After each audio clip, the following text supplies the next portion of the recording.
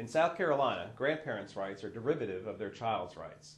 This means that in typical circumstances, a grandparent may visit with a grandchild only when the grandparent's child has visitation.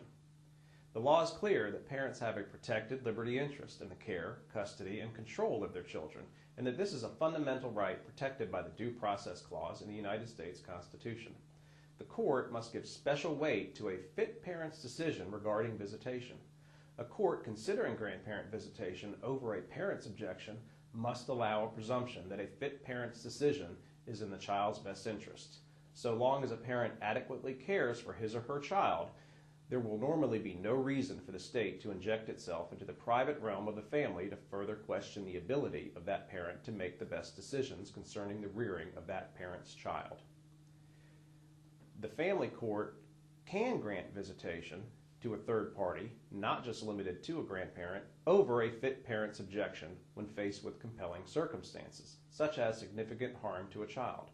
Compelling circumstances will be determined on a case-by-case basis, but the court will consider, pursuant to Code Section 63-15-240, the children's best interest in deciding custody, and the judge considers several factors including the needs and preferences of the child's relationship with siblings or other persons, the stability of residences, the mental and physical health of all involved, and past or present abuse and neglect.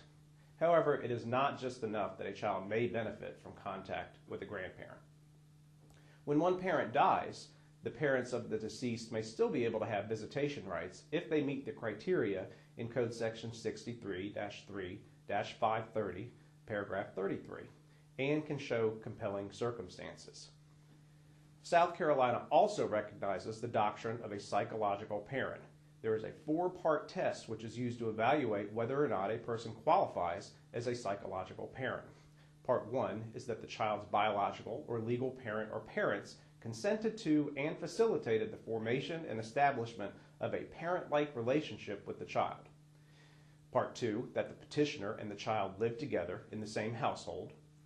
Part 3, that the petitioner undertook obligations of parenthood through responsibility for the child's care, education, and development without any expectation of financial compensation.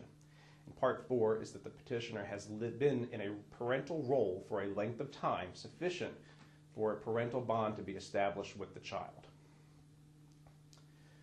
According to Code Section 63-15-60, a grandparent may also qualify as a de facto custodian in some circumstances.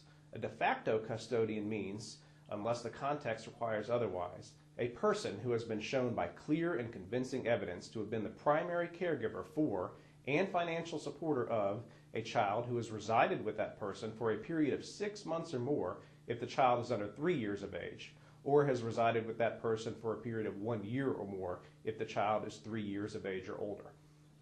In gathering information to assist in making a decision, the judge may use investigative agencies, psychologists, and other professionals. The judge may also appoint a lawyer to represent the interest of a child or children.